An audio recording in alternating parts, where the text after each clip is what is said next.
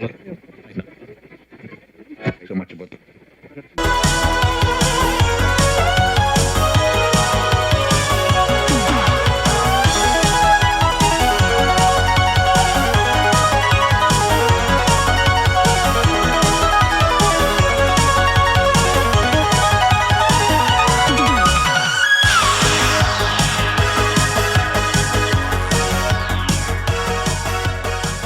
Hey everybody, what's going on? And welcome to the first ever episode of the worst podcast ever. I'm your host, Dan Brosman, and thank you for being here. Just to give you guys a little idea of what this podcast is going to be about, it's going to be about movies and gaming and music and a lot of things pop culture, and of course, beer.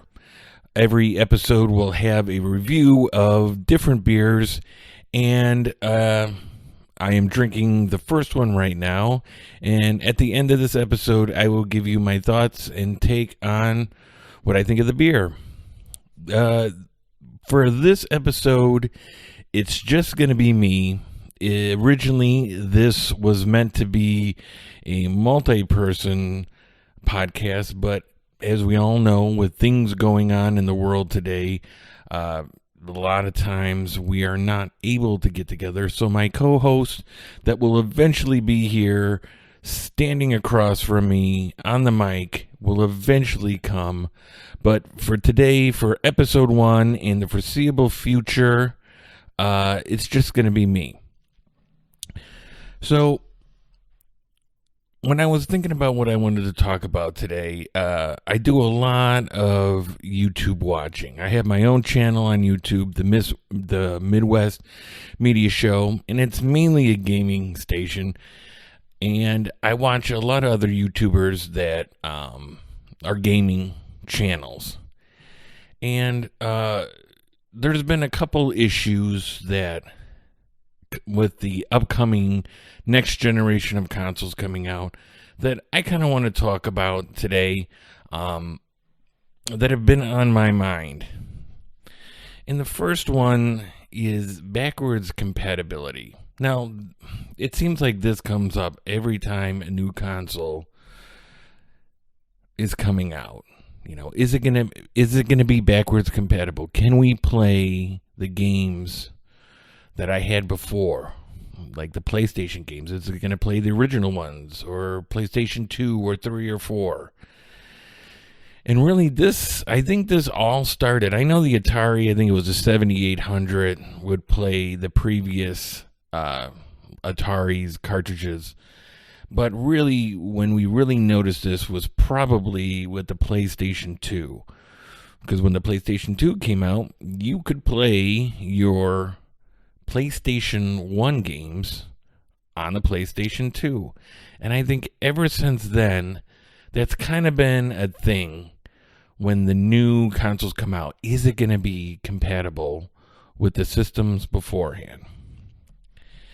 And I know a lot of people are kind of making a big deal. I myself am a collector of physical media, of a lot of old retro games and new. So with me, I might have a different look than, let's say, your average gamer, maybe the average consumer, who's going to go out and buy one of these systems, but may not really care whether or not it is backwards compatible. But I just want to go over. So I noticed a couple episodes on some of the channels that I watch, and I want to go over some of the arguments that I've been hearing. You know, one of the arguments I've heard is it only matters to video game collectors. And I go back and forth on this because I'm not really sure. You know, because I don't know too many casual gamers, really. I mean, the groups that I'm in all are collectors, and it is a big deal with them. And it is a big deal with me. I don't think it's the final straw if they don't do it, but it is nice, you know. I would think that it would be nice for your average consumer, your average gamer. especially if you're a parent wanting to buy a new system for your kid, or the kid wanting their parent to buy him a new system. Well, you already have the PS4. I just bought you that system 5 years ago, 6 years ago. Why do you need a new one? Yeah, but Dad, this new system plays new games, and it plays the old ones. But, I don't really see that being a huge selling point for the average person. I don't.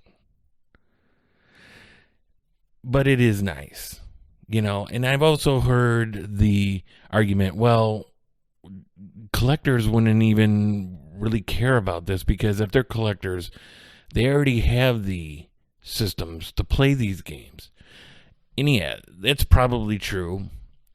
But if you're a collector and you have all these systems, you know how hard it is to have them all connected, to be able to play. I mean, some guys, have to swap out systems when it's time, when they want to play whatever system it is, because they just don't have enough room. Do I have enough HDMI ports? Do I have enough hookups? Do I have enough, room on my power strip? So now I have to, get it out of the closet and change it, and I don't even want to do it anymore. I don't want to do it anymore. Or all you have to do is have that one system on there, and you can play previous generations right on there. PS3, PS2, PS1. And, to be fair, backwards compatibility hasn't necessarily been there 100% along the way here. PS3, the original PS3 model could play PS2 games and the original PlayStation, but it had problems. It tended to break a lot, and then they came out with the second model. I think it's the PlayStation 3 Slim, and it took away the ability to play PlayStation 2 games, but you could still play PlayStation 1. So, and then go into PlayStation 4, and that was nothing. No backwards compatibility. So, on the flip side of it, you have the Xbox and the Xbox 360 could play a lot of the original Xbox games. Same thing with the Xbox One. Could play a lot of the 360 games. Could play a lot of the original Xbox games. But not 100%. Nothing here is 100%. You want that, you're going to have to play it on the original hardware. And another thing I hear is, well, how important can it be? Because, the Wii U plays Wii games and nobody cared. Now, I've heard that a couple times, and, I don't know if it's nobody cared. I mean, who has a Wii U? If you're a collector, sure, you have a Wii U, but how many of them were actually sold? It wasn't exactly a console that did well, obviously. I don't know anybody personally that owns a Wii U. That's not true. I know one person. So, when I hear that, I'm kind of like, yeah, okay. I'm like, but, there was more issues with the Wii U that you had to deal with before you got to worrying about whether or not it was, backwards compatible with, the Wii. But look at the Wii. The original Wii, backwards compatible with GameCube. I know that's the way I play a lot of my GameCube games, and that is nice. It's really nice. It's convenient. But is it worth it for these companies, for Sony and Microsoft, to do this? Is it going to help sell the consoles? I don't know. I mean, it probably will, but at what level?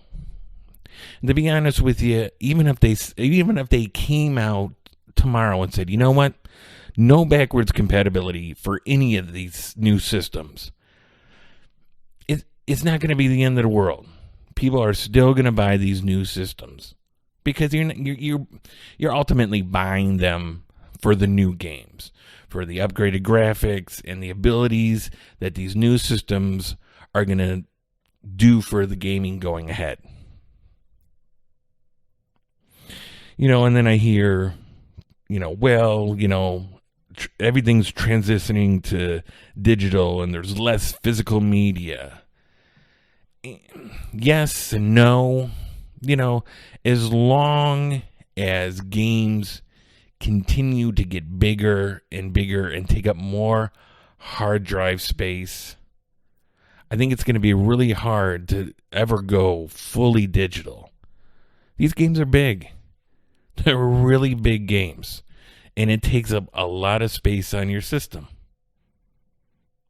And then what do you do once that system becomes older? Where do those games go to? Are they going to still be supported? If you lose, what happens if your system breaks? Do you lose your entire collection? Now, I'm sure there's answers to these questions that I'm unaware of. But, your average person is going to want to know this, especially with the cost of games now. And that is actually something that we're going to get into next year with what the cost of this next generation might be. Because that's also been a big discussion lately. What are we paying for these new systems? What are these games going to cost? Because, there have been things that have been put online. I think it was like Walmart or Amazon had a listing for like the PS5 or something. And there was a price there. And I think it was in like Europe. And they're like, oh, see? There you go. And it's like, yeah, okay. Now,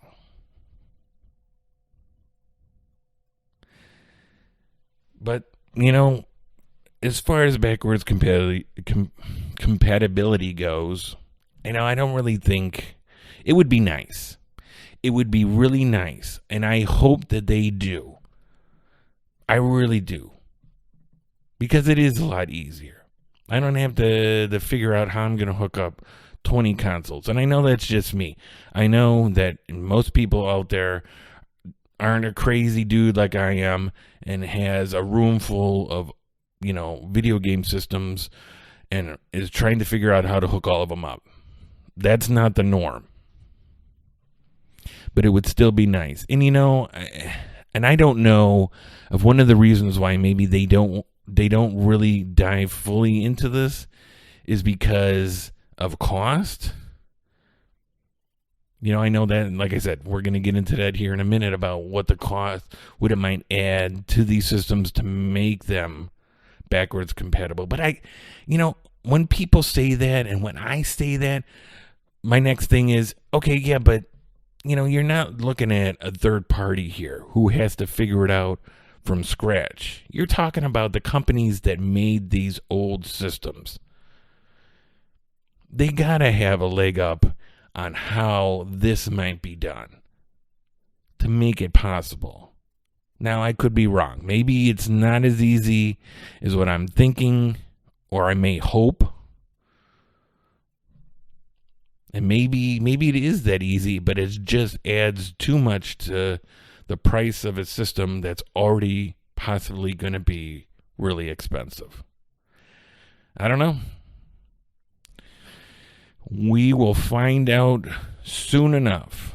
And and that's the thing. Everything we're talking about here has not been set in stone on what's going to happen. A lot of it is the rumor mill, and some of it are hints dropped by both companies, Microsoft and Sony. But I think I would be pretty solid in saying that the Xbox Series X is more than likely going to have more backwards compatibility than the PlayStation 5. I'm just saying. If I was a betting man right now, that's where I'd put it.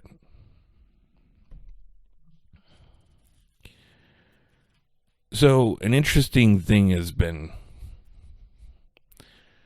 going around the internet now as far as these new gaming consoles go, and that was the several articles talking about the suggested retail price of NBA 2K21 for the new systems is $70. And you know what? I really don't know if they were just talking about the new systems, because I know it's going to come out on the current generation. But they have it as being $70. And, it's just funny because any little information, anything that changes, people are going off the rocker. And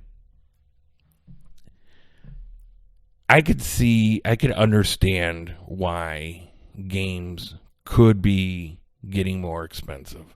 Why maybe developers and these companies that make the games want to recoup as much as they can. Because these games nowadays are not simple arcade games anymore.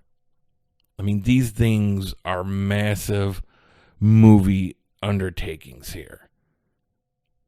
It's amazing what they can do, but it's also astonishing at what some of the budgets are to make these first party, top tier games. It's crazy. But here's the thing with that. And, let me just say here too, before I get going too far here. The $70, it was just for that NBA 2K21.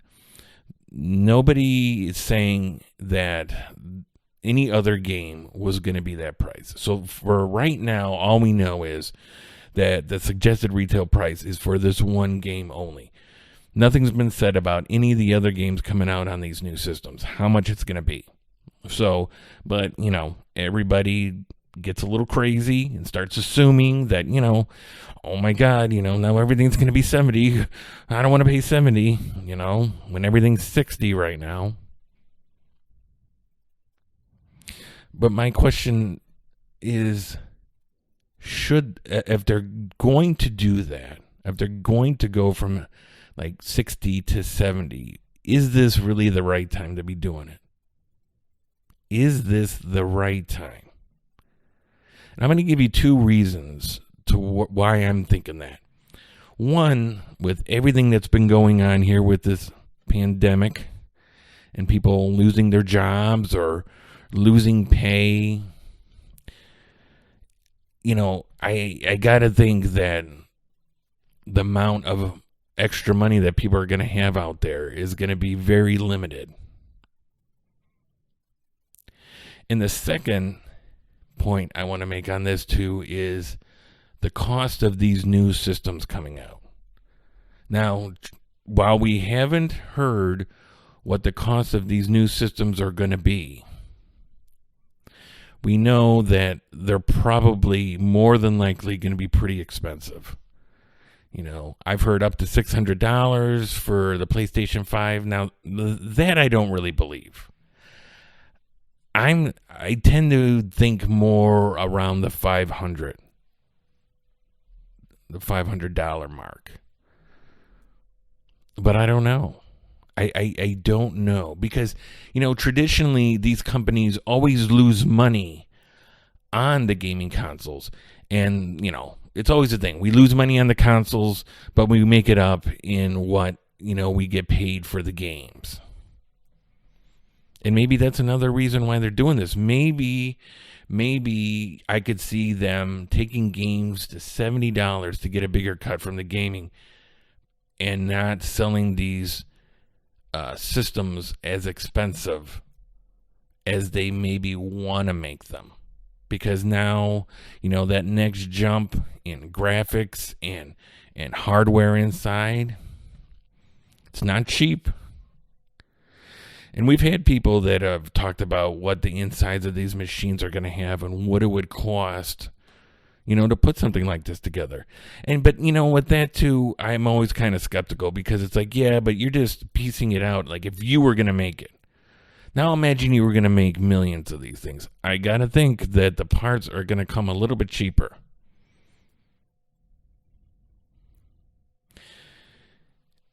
And with the price, of the games going up and maybe the price of these systems being expensive, sometimes I kind of wonder, is there going to be a big enough difference between this generation and the next to justify the price increase?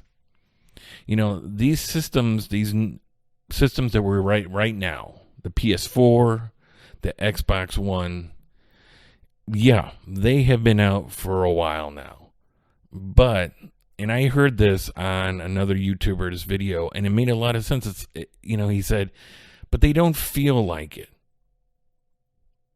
They've been out a while, but it doesn't feel like they're tired yet. Because we're not getting the jumps like we used to. You went from Atari, for all intents and purposes, the 2600, everyone was used to, stuff like that. And then all of a sudden you had a Nintendo. And then from the Nintendo, you went to the 16-bit, the Super Nintendo and the Sega Genesis. And you've seen the difference. And you were like, wow. And then from there, you went to the, 32 or 64. And with every jump, it was big. And then at a certain point, it slowed down. It wasn't as big of a deal. It wasn't as noticeable. And I kind of say that with the current generation and last generation.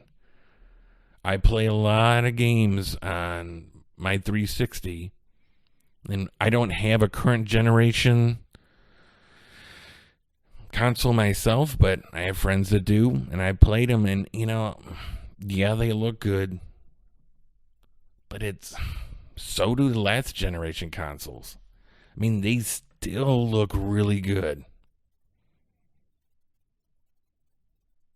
So I don't know. And the thing with it too is, are you going to be able to convince parents to buy these new systems for your kids?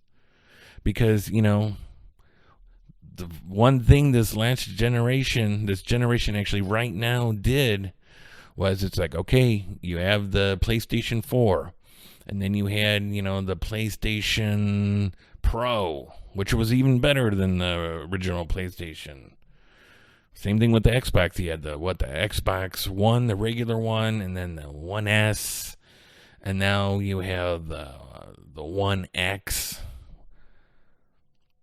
which is, that higher resolution, better graphics, and our parents are parents, that the people that aren't keeping track of what's going on in gaming. They're going to look at this and say, why do I need another one? I just bought you this PlayStation Pro, and you had a PlayStation 4. I don't get it. Why do we need another one? We know, because we are involved in collecting and keeping our ear to the ground on what's going on, but they're not.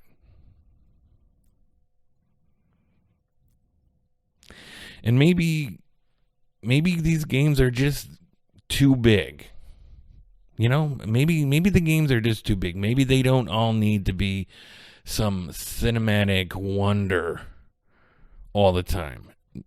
I got to believe that there's a reason why a lot of indie games have taken off over the last handful of years. I mean, I don't know, probably the last 8 or 9 years, you see the increasing amount of indie games, because they're simple. They're cheaper. They're a lot cheaper, and they don't require as much of a commitment. These games, these AAA games that they come out with, are beautiful, and they're magnificent. But, you got to sit down and, it's going to take 120 hours to finish this game. It's like, especially us older guys, the guys that, have jobs and families. We don't have time to sit down and spend a year to finish a game. We just don't. I know a lot of what I play is older games because, you sit down, you play, you get up, and you don't have to worry about it. It doesn't require a long-term commitment. Now, which is not to say that, these bigger games don't have their place either. But I think, that's something to be looked at because of development costs are really going to be a driving factor in what these games are going to cost going forward. Maybe we need to figure out a way to trim that back. Because at what point do you say, enough's enough? Maybe we don't need to go balls out on every single title out there.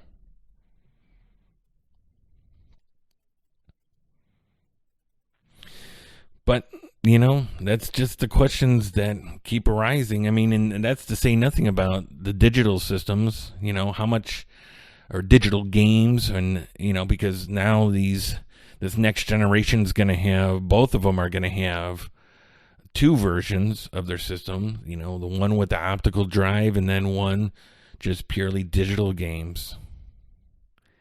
And how much are those going to cost? Because I know there's been a lot of times, and I'm not a big digital guy, but there's a lot of times when you look at these digital stores and these digital copies are either almost equal to what the physical copies are going for or just a little bit less. I mean, is somebody going to want to pay $50, $60 for a digital copy? I know I wouldn't. Now, I'm a collector, so I'm not a big digital guy, but, I got to believe that, if someone's going to be like, well, you download this, it's going to cost you $50. I don't know. That's a lot of money for just a digital copy.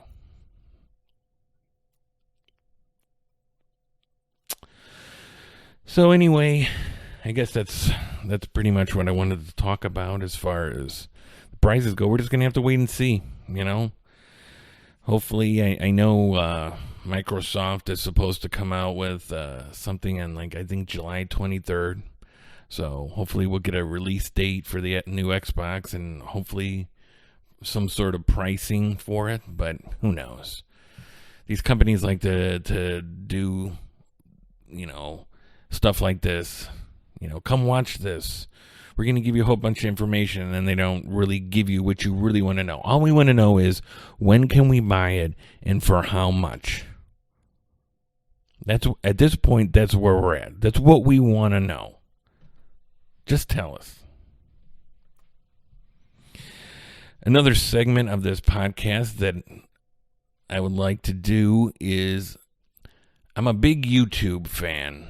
And there's a lot of people that I watch that maybe not everybody knows about. And every episode I would like to give a shout out to a channel that I enjoy watching.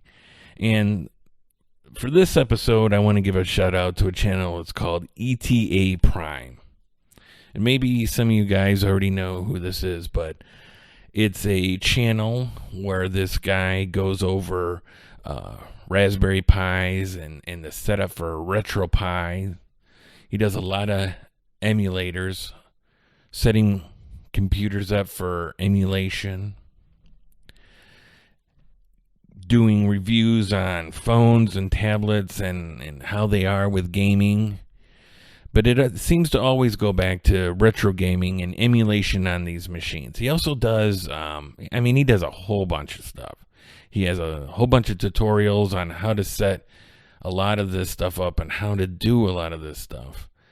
The video I was watching the other day was he was taking these kits that you can get to make handhelds that look like original Game Boys or Game Boy Advances, and setting them up to where you could load ROMs onto these brand new systems. Now everything comes apart. Everything comes in a kit, and you have to put it all together. But now, all of a sudden, you put an SD card in there, and bam, you're playing pretty much any game that you want. And some of these games are even running, PS1 games, Dreamcast, and N64. Granted, with varying levels of how well they're doing, but usually when you get into the 16-bit and the 8-bit, they run pretty well. At this point, I don't think there's really any problems with the emulation on those machines. But yeah, I've watched this guy for a while, and I'll be honest with you, I don't always get what he's talking about, but I enjoy watching it because it's neat. I love watching somebody do something when they're so good at it and they know how to do it. That's just like why I watch like car shows. When you watch these car shows and these guys rehab a car, I know nothing about cars, but these guys take a piece of junk and make it beautiful, and that's fantastic. And that's kind of the same thing here. The different builds that he does. So, ETA Prime, definitely worth checking out. All right, ladies and gentlemen, let's check this beer out that I have here. This one I picked up at the local Jewel. And the great thing about the Jewels and the grocery stores around here is all of a sudden there are a bunch of great craft beers, especially local beers, just on the shelves. It's I almost went to a Benny's, but then I'm like, you know what? Let me stop and see what they got here. And I seen this beer sitting there, and I'm like, you know what? That sounds right up my alley. And that is Tome, Tome. It's a hazy pale ale, and it's made by Half Acre Brewing, and that is out of Chicago, which is fantastic because Chicago is just knocking the shit out of brewing great beers right now. Chicago's home to another fantastic brewery that I love, and that's Pipeworks. And even though that's something that has been reviewed on other channels, I might have to just bring one of those on here to review, even though I already know that I'm going to like it. So here we go. We're going to give a little sip here. To be honest with you, I've already been sipping on this for the last hour, and is good.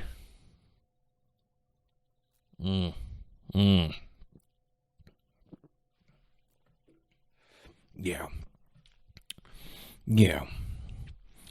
I love me some IPAs, and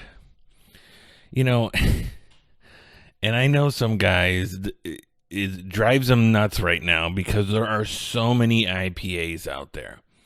And I know it seems like none of the other type of beers get any love nowadays. But, I think it's just a fad. But, if you are an IPA lover, this is definitely, it's just, I don't know if it's great, but it is definitely a solid beer to get. And, I've had other hazy IPAs or hazy pale ales, and I don't think there's been one that I didn't like.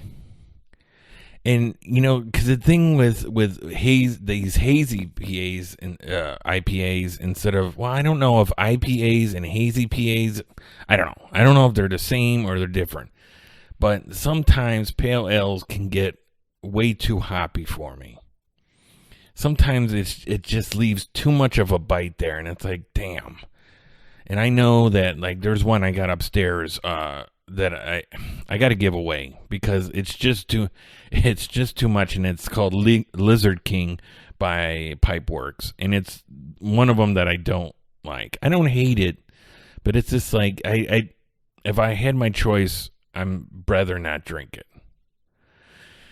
But Tome by Half Acre Brewing, it's 5.5%, which doesn't make it too bad. You could probably drink a handful of these and be okay. It's a little bit stronger than, your regular light beer, but I mean, the taste is good. It's not overpowering. And this is a good, I would say this is a good summer beer. Like if you're into IPAs and you just want to sit down on the back patio or deck and have something that's light and not too heavy and not too skunky, this is definitely something to check out. Well, ladies and gentlemen, I think that about wraps it up for the last. It's the first and last episode. Geez, I hope not. For the first episode of the worst podcast ever, and hopefully it genuinely was not the worst podcast ever. But if it was, then hey, man, in the title, I didn't set the bar high. So that should just about do it for this time. Thank you, ladies and gentlemen, for showing up and listening, and we'll see you next time.